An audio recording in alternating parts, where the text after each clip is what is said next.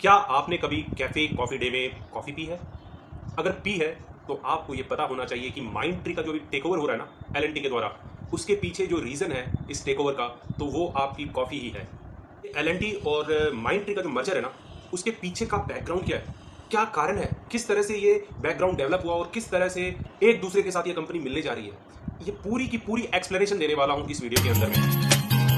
Basically हम mind tree के बारे में ज्यादा डिस्कस करने वाले हैं कि माइंड ट्री में क्या हुआ, किस तरह से हुआ। उससे पहले थोड़ा सा एक हिस्ट्री एलएनटी के बारे में बता देता हूं। 1938 में एलएनटी का फॉर्मेशन हुआ। दो डेनिस इंजीनियर ने इसका फॉर्मेशन किया, इसका फाउंडेशन किया और इन्हें कॉन्ट्रैक्ट मिलने लगे और ये काम बहुत अच्छे से करने लगी। धीरे धीरे ये बढ़ती गई कंपनी और 1980 में रिलायंस के धीरू भाई अंबानी ने इसे टेक ओवर करने की कोशिश की, इसे खरीदने की कोशिश की, लेकिन नाकामयाब रहे। और 2000 में फिर से एक बार ये कोशिश की गई थी बिरला ग्रुप द्वारा और वो भी नाकामयाब रहे। आ जाते हैं माइंड ट्री के ऊपर में। तो 1999 में माइंड ट्री का फॉर्मेशन हुआ था। 10 इंजीनियर ने मिलकर इसका फॉर्मेशन किया था। इसमें जो मेन इंजीनियर थे वो कृष्ण कुमार और सुब्रतो बागची है। और ये जो आए थे ना, वो बड़ी बड़ी कंपनियों से आए थे, जैसे विप्रो हुई, आपकी कैम्ब्रिज टेक्नोलॉजी हुई, लूसेंट टेक्नोलॉजी हुई। इन कंपनियों से निकलकर ये अपना फॉर्मेशन किया इन्होंने और माइंड ट्री का फाउंडेशन हुआ था। इसके बाद में धीरे धीरे कंपनी ग्रो करती रही, अपना स्ट्रगल उनका चलता रहा। फिर 2007 में इन्होंने अपना आईपीओ लॉन्च किया। बीएसई और एनएसई में इनको बहुत ही अच्छा रिस्पांस मिला। 100 गुना उस टाइम में ये ओवर सब्सक्राइब हुआ था ये आईपीओ और धूम मचा दी इसने आते ही।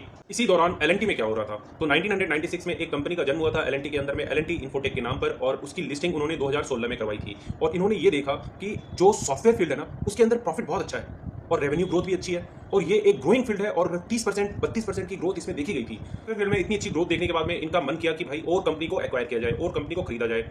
तो इनके पास एक अपॉर्चुनिटी आई थी 2009 में सत्यम कंप्यूटर से। सत्यम कंप्यूटर को इन्होंने खरीदने की कोशिश की, लेकिन ये नाकामयाब रहे। टेक महिंद्रा ने अच्छी बिडिंग कर दी थी और ये हार चुके थे। उसके बाद में 2012 में इन्होंने एलटीटीएस नाम की एक कंपनी शुरू की, वो भी बहुत अच्छा परफॉर्म करने लगी और उसको भी 2016 में इन्होंने लिस्ट करवा दिया। अब कंपनी के पास में क्या था, कैश रिजर्व बहुत अच्छा आ गया था। कंपनी के पास एक तो ये था कि ये डिविडेंड के रूप में अपने शेयर होल्डर को पैसा देते जाए, तो ये लगभग 33% के आसपास अपना जो प्रॉफिट होता था वो शेयर होल्डर को एज ए डिविडेंड देने लगे। कंपनी को लगा ये अच्छा तरीका नहीं है, तो ये क्या करने लगी कि बायबैक के लिए 9000 करोड़ का बायबैक लेके आई थी एलएनटी, जिसको सेबी ने रिजेक्ट कर दिया। सेबी ने ठप्पा लगाया, नहीं, आपको बायबैक के लिए अलाउ नहीं किया जाएगा। क्यों नहीं अलाउ किया जाएगा? क्योंकि इसका डेप्ट इज टू इक्विटी रेशियो एक होता है। डेप्ट मतलब कर्जा, कर्जा और इक्विटी का एक रेशियो होता है जो 2 के ऊपर था एलएनटी के अंदर में, इसलिए इस कंपनी को अलाउ नहीं किया गया बायबैक के लिए। अगर ये बायबैक करती उस समय तो कंपनी की अच्छी वैल्यूएशन निकल के आती, लेकिन बायबैक अलाउ नहीं किया गया तो इनके पास जो पैसा था ना, अब वो पैसे का करे क्या। तो ये एक अपॉर्चुनिटी की तलाश में थी और इन्हें अपॉर्चुनिटी दी किसने? इनको अपॉर्चुनिटी मिली सीसीडी ऑनर से। अब सीसीडी और माइंड ट्री में क्या रिलेशन निकल के आया, तो सीसीडी में जो ऑनर थे वीजी सिद्धार्था, उनका जो स्टेक था ना इसके अंदर माइंड ट्री के अंदर में, वो काफी अच्छा स्टेक था। 20% का स्टेक था। कैफे कॉफी डे इंटरप्राइज का लगभग 10.5% का स्टेक था। 3.5% का स्टेक इनका पर्सनल होल्डिंग थी। और कॉफी डे ट्रेडिंग की कंपनी एक थी इनकी ही, उसमें उसने लगभग 6.5% का हिस्सा माइंड ट्री के अंदर में खरीदा हुआ था। तो लगभग 20% 21% के आसपास होल्डिंग इनकी डायरेक्टली इनडायरेक्टली इस कंपनी के अंदर में, माइंड ट्री के अंदर में थी। अब हुआ क्या, सीसीडी करने लगा डिफॉल्ट करने लगा। इसके पास पैसे थे नहीं, कर्जा बहुत बढ़ गया था और कर्जा पेमेंट करना था। ये बहुत ही हताश हो गए थे, बहुत ही निराश हो गए थे। तो इनके पास एक अपॉर्चुनिटी थी कि भैया अब पैसे कहीं ना कहीं से उठाने पड़ेंगे। तो इन्होंने क्या किया, एलएनटी को अप्रोच किया, भैया मेरे पास माइंड ट्री के 20% के स्टेक है, तो आप क्या इसे लेना चाहोगे? एलएनटी तो इसी इंतजार में बैठी थी, इनके पास कैश पहले से पड़ा हुआ था, तो इनको एक बहुत ही अच्छी अपॉर्चुनिटी थी। इमीडिएटली इन्होंने इस अपॉर्चुनिटी को छोड़ा नहीं और इमीडिएटली इसको पकड़ लिया। और इसी तरह से इन्होंने लगभग 21% का हिस्सा माइंड ट्री के अंदर में इमीडिएटली खरीद लिया। और यह हिस्सा खरीदने के बाद में कंपनी को एक राह दिखाई देने लग गई। राह यह दिखाई देने लग गई कि ये कंपनी को पूरा टेक ओवर कर सकते हैं। हम कैसे टेक ओवर कर सकते हैं, क्योंकि स्टेक जो था ना अदर प्रमोटर का, ये नॉन एग्जीक्यूटिव डायरेक्टर थे इसके, कौन? सिद्धार्था जी। और ये इनको कोई मतलब नहीं था इस कंपनी के बिजनेस से, कोई ज्यादा सरोकार नहीं था। और जो इनके जो मेन जो 10 आदमी थे ना, 10 प्रमोटर के बारे में मैंने स्टार्टिंग में बताया था, तो उनके पास जो स्टेक था ना वो लगभग सिर्फ 13% का था। 13.34% ही स्टेक था पूरी की पूरी माइंड ट्री कंपनी के अंदर में, जो कि एक बहुत ही छोटा सा हिस्सा है। तो जब तक सिद्धार्था जी इनके साथ थे ना, तब तक इन दोनों का हिस्सा मिला के लगभग 34% के आसपास बन रहा था, तो इनको कोई डर नहीं था। लेकिन अभी क्या हुआ, जैसे ही ये साइड हुए तो एलएनटी आ गई पावर में और उनको क्लीन दिखाई देने लगा कि भैया ये तो बहुत ही कमजोर है, तुरंत इसे खरीदा जा सकता है। इन्होंने इमीडिएटली मार्केट से भी कुछ शेयर उठाना शुरू कर दिए। लगभग 15% के आसपास स्टेक इन्होंने उठाने का प्लान बनाया और उसके बाद में इन्होंने ओपन ऑफर निकाला। ओपन ऑफर मतलब पब्लिक के पास जाएंगे, पब्लिक को बोलेंगे भैया अपना शेयर बेचना चाहते हो तो दे दो हमें, हम खरीदने के लिए तैयार हैं। उस समय इसका वैल्यू जो चल रहा था वो 930, 940, 950, 60 ऐसे चल रहा था। और इन्होंने कहा कि 980 रुपए में हम सारे शेयर आपके खरीदने के लिए रेडी हैं। और 31% स्टेक ये खरीदना चाह रही थी ओपन ऑफर के थ्रू। तो इन्होंने ओपन ऑफर निकाला।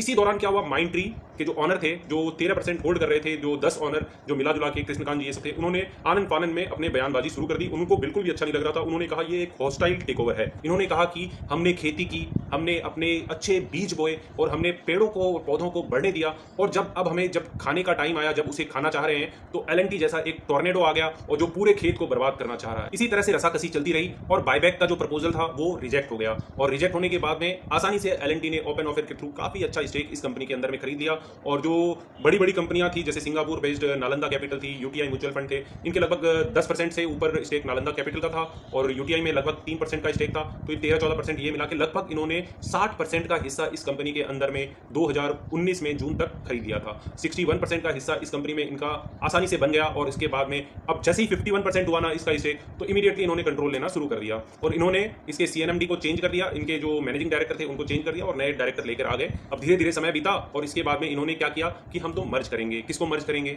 एलटीआई और माइंडट्री, और इसका नाम रख देंगे एलटीआई माइंडट्री, और इन दोनों को मर्ज करके हम शेयर होल्डर्स की वैल्यू क्रिएट करेंगे। हम ये दोनों वर्टिकल्स, ये कहते हैं कि ये दोनों वर्टिकल्स अलग अलग है, मतलब एलएनटी का थोड़ा, एलटीआई का थोड़ा अलग काम है और आपका माइंडट्री का थोड़ा अलग काम है। ये दोनों एक साथ मिल जाएगी ना, तो एक बहुत ही बड़ी कंपनी बन जाएगी और बहुत ही अच्छा रेवेन्यू लेके आएगी। ये इनके विजन्स हैं। एलएनटी का जो हिस्सा अभी मैंने बताया माइंडट्री के अंदर में 61% है, और एलएनटी इन्फोटेक के अंदर में अभी भी इसका हिस्सा 74% है। तो दोनों को मिला के जो एलटीआई माइंडट्री बनेगी, उसके अंदर में 68% का स्टेक अभी भी एलएनटी का रहेगा। अब कंपनी ने एक रेशियो डिसाइड किया कि भैया अगर आपके पास 100 शेयर माइंडट्री के हैं, तो आपको लगभग 73 शेयर्स आपको एलटीआई के मिल जाएंगे या एलटीआई माइंडट्री के मिल जाएंगे। अब क्या, जिसके पास भैया 100 शेयर नहीं है उसका क्या होगा? अगर मान लो आपके पास 10 शेयर है तो आपका क्या होगा? अगर मान लो 5 शेयर है आपके पास तो आपका क्या होगा? क्या आपको नुकसान हो जाएगा? क्योंकि वो तो 100 शेयर पे 73 दे रही है ना, आपके पास तो 10 ही शेयर है, तो आपको क्या होगा? उसी रेशियो में मिल जाएंगे शेयर्स। मान लो 10 शेयर आपके पास है तो 7 शेयर आपको मिल जाएंगे, जो 0.3 बचा ना आपका, उसके आपको इक्विवेलेंट पैसे मिल जाएंगे। तो यहाँ पे कुछ इरोड होने वाला नहीं है। जो भी शेयर होल्डर, मान लो 1 शेयर भी है ना आपको, तो 1 शेयर का तो मिलेगा नहीं, 1 शेयर कम से कम 2 शेयर होंगे तो 1 शेयर आपको एलटीआई माइंडट्री के मिल जाएंगे। लेकिन अगर 1 शेयर है तो आपको उसके पैसे मिल जाएंगे, जो फाइनल डिसीजन, और ये डिसीजन होने में कितना टाइम लग जाएगा? इससे पहले शेयर होल्डर का अप्रूवल चाहिए, अप्रूवल आने में, और उसके नहीं शेयर होल्डर के बाद में एनसीएलटी का भी अप्रूवल चाहिए, और भी कई सारी एजेंसीज है जिनका अप्रूवल इनको चाहिए होगा। और अप्रूवल मिलने के बाद में क्या होगा? ये कंपनी मर्ज हो जाएगी। इसमें लगभग 11 से 12 महीने का समय लग सकता है। और एक और मजेदार बात बता देता हूँ आपको कि मालूम है एलएनटी का प्रमोटर कौन है? एलएनटी का प्रमोटर कौन है? तो एलएनटी का कोई प्रमोटर ही नहीं है। आज की डे में इसका कोई प्रमोटर नहीं है, इसमें प्रमोटर की कोई होल्डिंग ही नहीं है। इसमें एफआईआईज की होल्डिंग है, डीआईआईज की होल्डिंग है, गवर्नमेंट की थोड़ी सी होल्डिंग है 0.23% के आसपास, और बाकी पब्लिक की होल्डिंग है। अब पब्लिक में भी जो मेन कंट्रीब्यूटर है ना, जो इन्होंने बचाने की कोशिश की है ना एलएनटी को, तो एक एलएनटी एम्प्लॉई ट्रस्ट करके एक फंड बनाया इन्होंने, और उसके थ्रू एम्प्लॉइज को इसके शेयर देना शुरू किया, ताकि एम्प्लॉय के पास ही इसका कंट्रोल आ जाए।